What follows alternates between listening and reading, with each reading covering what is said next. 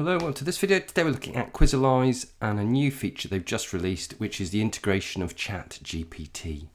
So for those not familiar with it, it's a tool that's powered by artificial intelligence. So you can access it via the Create banner at the top. And then you just simply ask it a question related to, so you've got things you could try.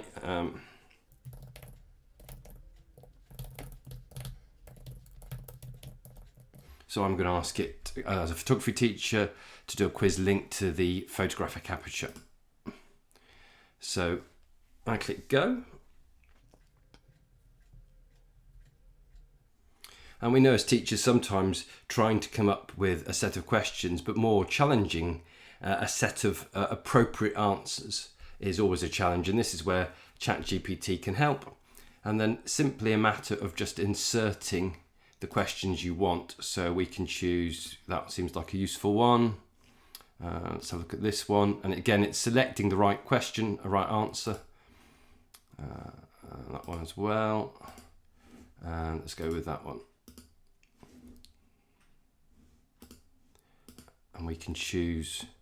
So we could, if we wanted to, we could edit which is the right answer, but that's fine. So let's add those to the quiz. And then having done that, we can go to preview or to edit the quiz. So we can click edit questions and go into the quizzes editor and change those if we want. So we could go in, we could alter how long. We could allow the read aloud feature, which increases accessibility. We could fix the answer order. We could add an explanation or a subtopic if we felt that was necessary. We could also add images and we can duplicate the question. So I'm happy with that question. I'm happy that the rest of them are all okay. So I'm just going to click save and give to class. You can then, when you're sharing it, you can either schedule it for later, which is perfect for homework. Mastery mode is where it will only end when the answers are correct. So the student will have to keep going through until they get the right answer. We're going to turn off the sound. You can leave the timer on or off, and you can set how many attempts they'll have. In addition to that, there are some advanced options, so you can randomize the question order. And this is useful if you're concerned that students may be sat next to each other looking at what others are answering. This means that they're not going to get the same question in the same order as their peers. And then you can allow students to see the results, or if you wanted to, you could wait until you do that either in class later in the lesson or after homework has been finished. So we've got various options there. So we'll click continue.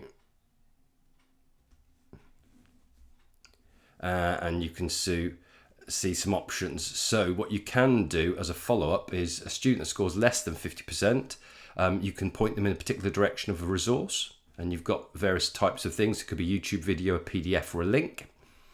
A student who scores between 50 and 80%, again, you could do the same thing, and a student that scores more than 80%. So it's a great way of just differentiating the types of resource that they get and providing them with the appropriate prompts and resources if they're scoring quite a low score.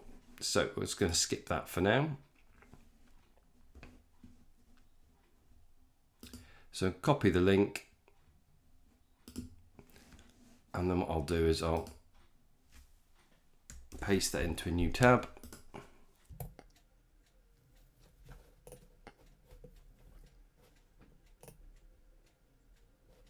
And then I can see exactly what the students see. So there's the question with the countdown, and I can choose, and I've got it so that the answer is given immediately. So I can see that's wrong.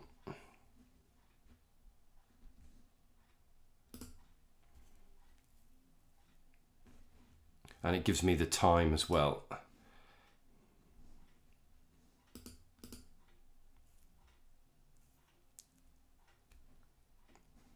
So I may want to change the answer to that one.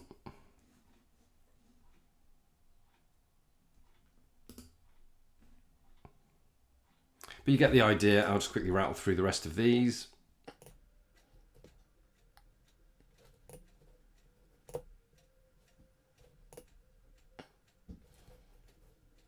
So it's giving the student the answer to check their results, and they can see where they got things wrong.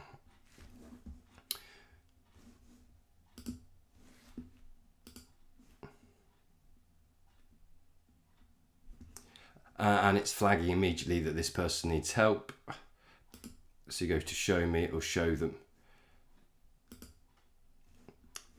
how many questions they've got wrong. So there you have it.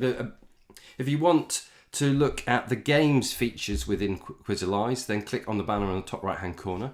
But there you have it, a really great new addition to Quizalize that allows you to make use of ChatGPT and artificial intelligence to create your quiz. So I hope you found the video useful. If you did, remember to subscribe to the channel and join me again soon for more EdTech videos. Thanks for watching.